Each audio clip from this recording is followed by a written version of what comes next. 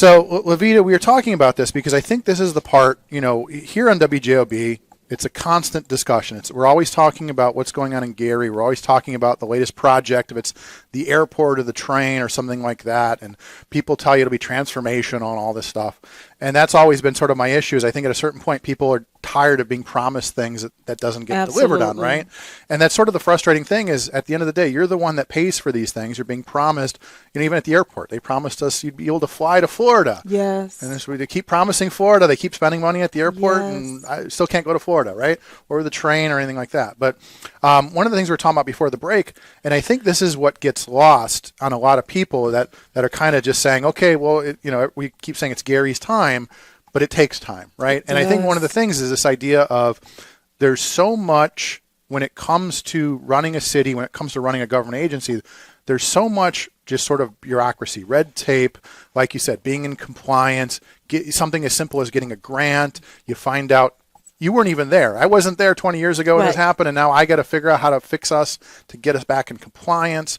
There's all these things that need to happen administratively just to get to the point where you start doing your job. Absolutely. So it's kind of like you're in charge of the park. People, why aren't you fixing the park? We've got so much paperwork to do just to get people hired, just to get money to fix the parks, and there's just so much on the back end.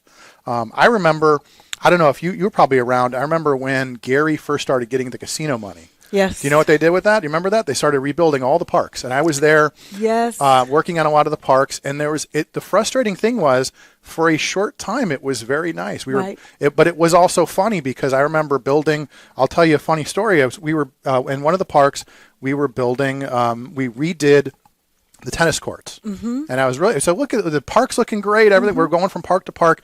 And a little old lady came up to me and she said, "You see anybody playing tennis around here?" Right, exactly. And I go, "Well, I just do my job." But again, at the end of the day, it's like we're spending so much money building a tennis court that's probably overgrown now. Exactly. That could have been used otherwise. But also one of the frustrating things you saw was there were people behind the scenes that didn't want that progress. Mm-hmm. So you would see, I knew people that would spend time beautifying a park and then somebody would set it on fire, right?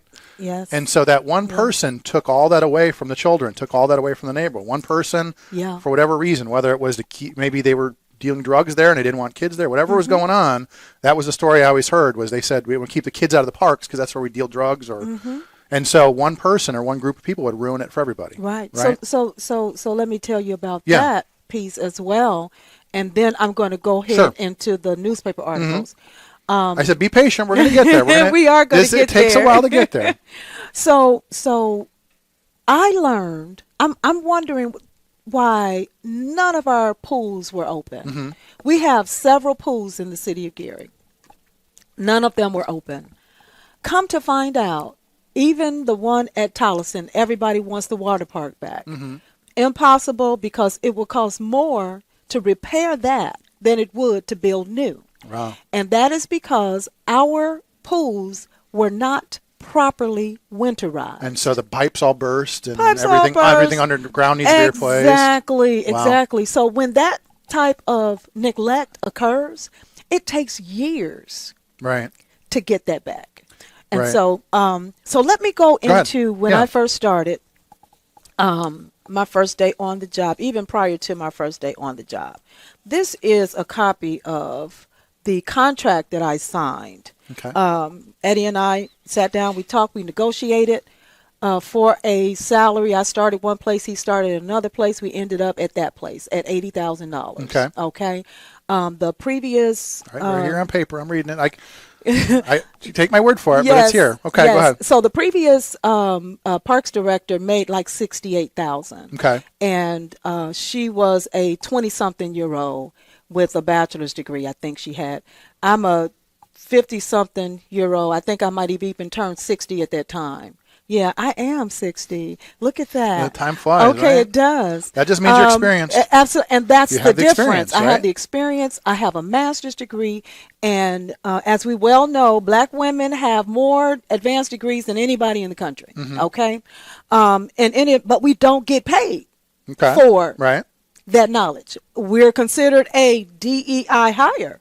Okay, which is another conversation. That's you have to come back in a few weeks. Yes, but believe me, how many times have I been passed over just because of my name on my resume, or my address. Okay. Okay.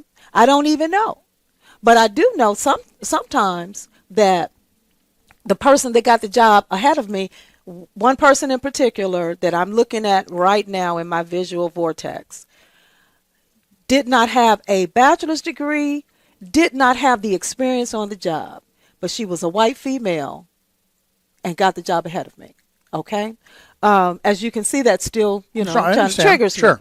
Okay. So again, we don't make the same amount of money. So I'm trying to just not even get what I'm worth, because I'm worth way more than $80,000. The parks director here in the city of Hammond makes six figures. Okay. Okay. He has a lot of experience. I like Jim. Great guy. Okay. In any event, we get to the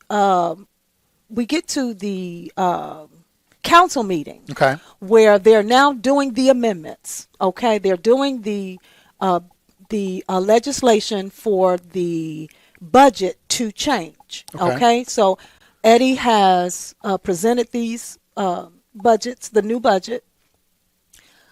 Everybody got what they signed for except me. Ty Atkins, who was the president at the time, offered an amendment to reduce the $80,000 to $70,000. Wow. Okay. And it passed. Okay. A couple people, abstained from voting because they thought that they were keeping the sanctity of their relationship with the mayor. Others, Linda Barnes Caldwell, for instance, was one who sort of led the charge. Okay. And so I'm upset about that. But Eddie calls me. He says, "Don't worry about it. You're going to be okay. I'm going to fix that for you." Well, here. So let me ask why. So it sounds like you feel that you were singled out. Oh, I know I was singled out. Was it because of you, or is it because of the part? It's because of me. Okay. It's because of me. So you think it was like a retribution? Oh, absolutely, without a doubt. Okay. Without a doubt. Again, and this goes back to that story of when we play politics, who gets hurt? The children, right? The children are the ones. The children get hurt, and watch this, and my family gets hurt. Right. Okay. So during the course of the election, that was a city election, and so I'm calling out these people that Eddie is supporting, including Ty Atkins, including Linda Barnes Caldwell. So much so that one of my relatives calls me afterward and say, I don't like Linda Barnes Caldwell. Well, I said, that's politics. Right. She's on the team. We're having a kumbaya moment and whatnot. Because I was told in politics there are no permanent friends and no permanent enemies. Okay? I like that one. I like that. No, that's a good one. Yeah. So anyway, Eddie's fix for this was the supplemental of $8,000 from the summer youth employment program. Okay. Now, when you're a salaried employee, you work day and night. You put in 60 hours at a minimum. Oh, my goodness. No, I get it. All day, all night, all weekend. Right. I'm going to the beach after church to check on the ticket takers. Mm-hmm. That's how vested I was. I'm waking up at 2 and 3 o'clock in the morning, drafting grants, writing emails, responding to memos, all of that. Okay, so they wanted me to document all the paperwork before you even start your day. Before you start your day, exactly. Yeah, right. So the only reason why they were tripping on this was because the former HR director, Marionetta Barber, was also dismissed. And when she got dismissed because of whatever reason that Eddie and his people came up with, she then retaliated by reporting the $8,000 supplemental. So that's the only reason why they even knew about it, because it is within the mayor's purview to decide whether or not he wants to give whatever salary to whom. And he doesn't have to say it was in the budget. He doesn't have to say who gets that particular piece of the budget. In any event, the work that I did with the youth for the summer is documented. The youth knew me. They knew if they had a problem, they were to come to me. We did the work, just period. Right. And we did the work because there's no investigation, Nobody reprimanded me. I didn't sign off on my own salary. You can't go into this. That's one thing that you can't do. You can't go into the system and approve your own. Yeah, right. Checks and balances. We have some checks and balances. Checks and balances are there. Absolutely. And so not only did Eddie tell me, but also Salita Green, who is the controller, and Ellis Dumas, the chief of staff, both came to me and said, hey, this is how Eddie is going to fix this for you. As a matter of fact, I got a text message that I also printed out from Eddie when they were talking about this at the city council meeting. Okay. And I asked him if he needed me to be at that meeting. What does he say? He said, don't worry, I got you. He says, I got you. Okay, so when the newspaper articles come out, I'm wondering why he don't have me like he says that he does, because he said absolutely nothing. Okay, so then we get to harassment. Okay. Complaints. Let's talk about that for a second. Unless you had something to say about. No. I wanted to take a look at. So basically, I want to look at what the newspaper wrote about you. Yes. So you're telling the story, and then we're also looking at what the papers are writing about you and what the people heard. Exactly. Which is why you're here today. Exactly. And the you remember that saying, the thing about the truth is you don't have to remember it. Right. Okay. Don't have to remember the truth. But sometimes you don't even hear it. You know, sometimes you don't even hear it. And that is the problem. Okay. So I hired a young lady as my administrative assistant. She was working at the front desk of City Hall. And somebody referred her to me. I needed an administrative assistant because mine quit, without warning. And this is what young people do nowadays. They just send you text. I'm done. You know what I'm saying? I don't even get a text. Right. I hear that from everybody. Okay. They stop showing up and that's it. And this young lady was a young lady as well. And she told me her story about a domestic violence. So she, of course, tugging at my heartstrings, and she's got children and whatnot. So I give her the highest paying job she's ever had in her life, with no degree, no skills, none of that, okay? But she was working at the front desk. She had a pleasant personality. I can teach you the rest of the stuff. If you can show up on time and put your phone down, and again, that's private sector is the same way. Everybody tells me the same thing. If you have a young person that is engaged and can communicate and is ready to work, I'll take you. I'll take you any day of the week. I'll take you. Right. She didn't show up. Okay. She didn't show up on time. She didn't even come the first day on the job, okay? And I get a text message, hey, I had something to happen with my kids. Okay, all right. I'm as compassionate as I am. I let it go, okay? And we're working with a young lady who has zero work ethic.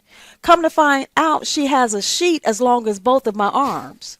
But, matter of fact, she might be in jail right now for resisting law enforcement and fighting with the police officer. Allegedly, because allegedly. My bad. Yeah, for allegedly fighting with the police officer. But those are the charges right now. Okay, and this young lady, again, didn't show up for work. When I finally terminated her, it was because of whatever it was. I don't have time to go into the story. But this is what she did to my office after I terminated her. That's what my office looked like. It didn't start that way. Everything that was on the desk. Looks like somebody who had a fit. Like somebody in a bad mood. Okay. Yeah. That was one of them. The other young lady was the manager of the Hudson Campbell. Again, no work ethic. People call me complaining about the bathroom isn't clean and the gym isn't clean and the bleachers are not working properly and that sort of thing, right? So in one instance, I tell her, I said, look, I go down to the tennis courts. We do have tennis courts in Hudson Campbell. So in the winter, it's great. Those of you who want to play tennis in the wintertime, you can go over to Hudson Campbell. There were sheddings from the tennis balls all over the court. That hadn't been cleaned in a long time then. Yeah. And okay, so let's take care of this. Yeah. And she gives me what we call a stank look, okay? Yeah. I'm telling you to do your job. You don't have to do it. You have somebody else who is responsible for cleaning to take care of it. So what they did was they blew the sheddings against the wall and didn't sweep it up. That's halfway there. Okay. Okay. But then you got to do the rest. So as I'm trying to hold them accountable, another young man who worked at Hudson Campbell. They had the office door open. Office is nasty.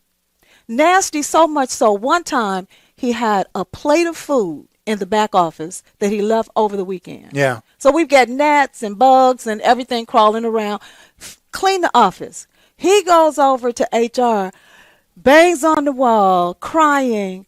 I'm sick of her. She always trying to embarrass me in front of people. And this is the type, another young person under the age of 40 who does not have work ethic. Well, and it's almost like, and again, this is not unique to the public sector. I talk to folks, and it's like my job is to be your manager, not your mother, not your father. And the idea of now you add that with this younger generation, to clean up after yourself, carry yourself. You can't just things that.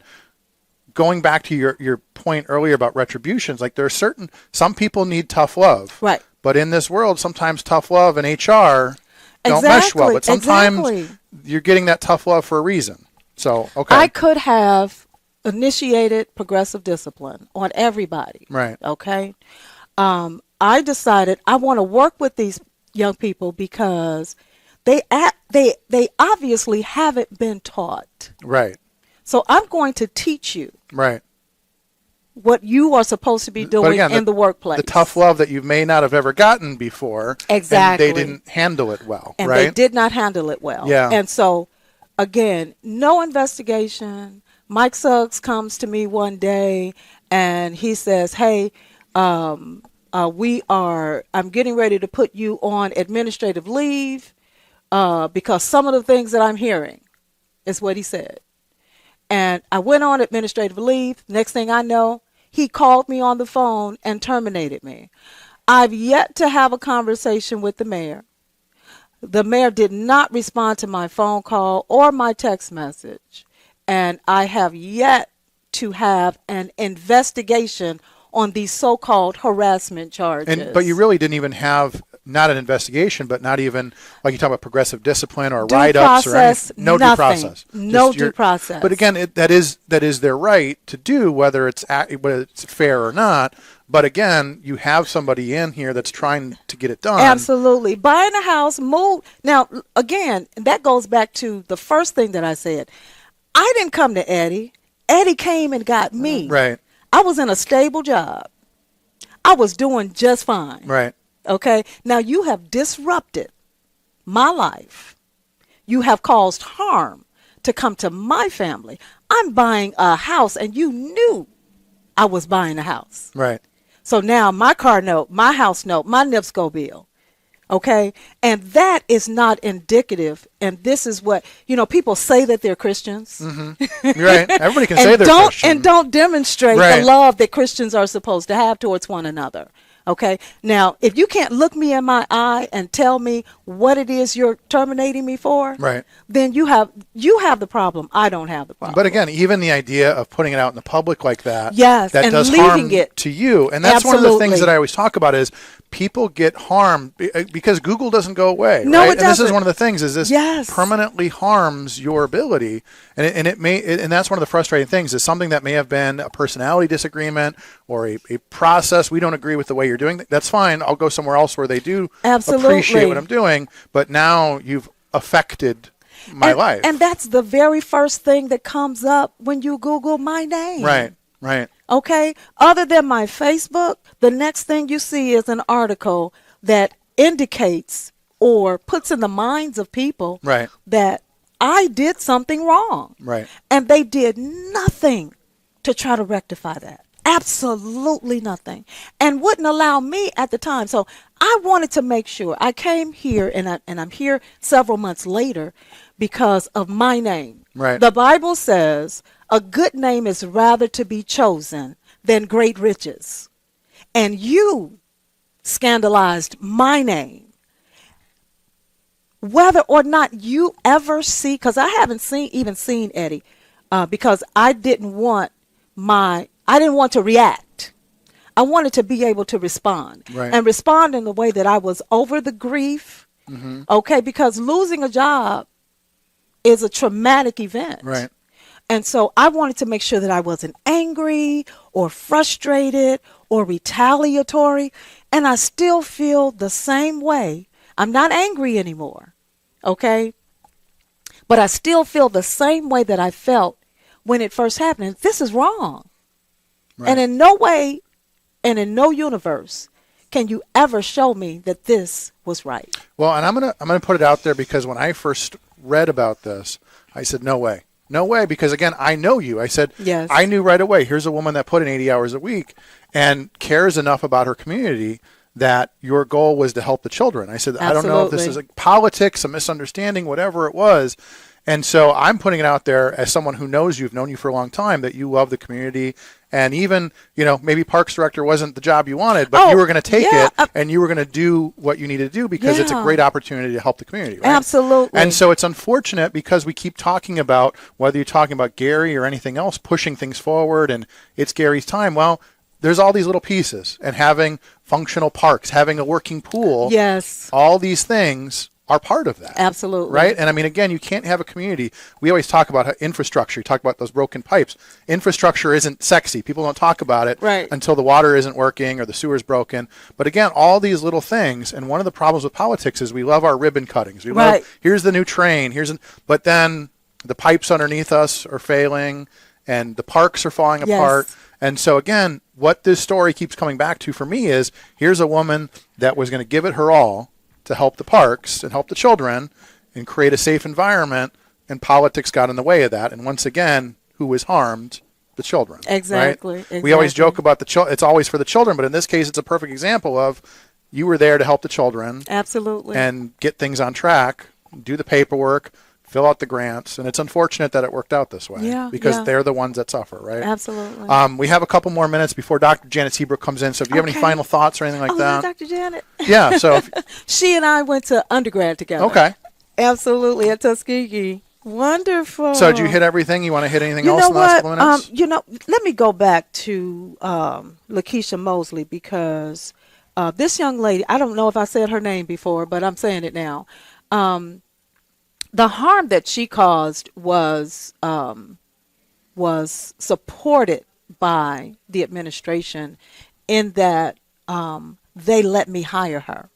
They were afraid of a lawsuit that I had offered her the job pending approval from the administration. So they could have got off with that, but they saw her as a problem employee. Send her your way. Yeah, send her my way, because she had caused problems in other departments. Okay.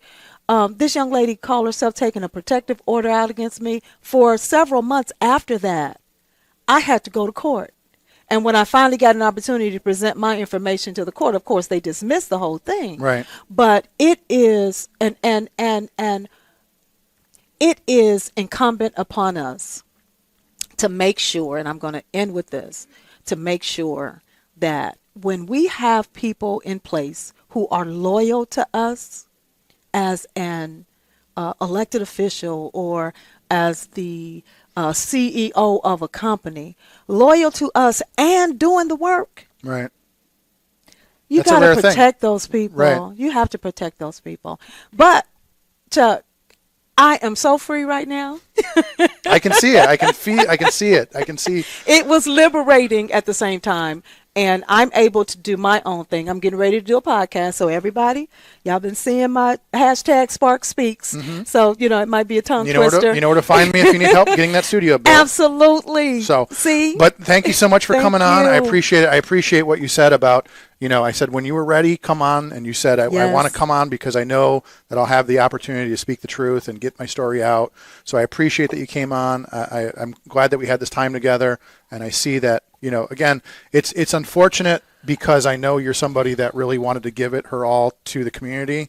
And sometimes there's this disconnect between the people that want to serve and the people that want to politic, right? Absolutely. And it's unfortunate. Thank you, Chuck. I really appreciate you. Yeah. I appreciate the station. Jim, tell him I said hey. You got it. All right. Okay, thank you so much for tuning in. We'll be back next week.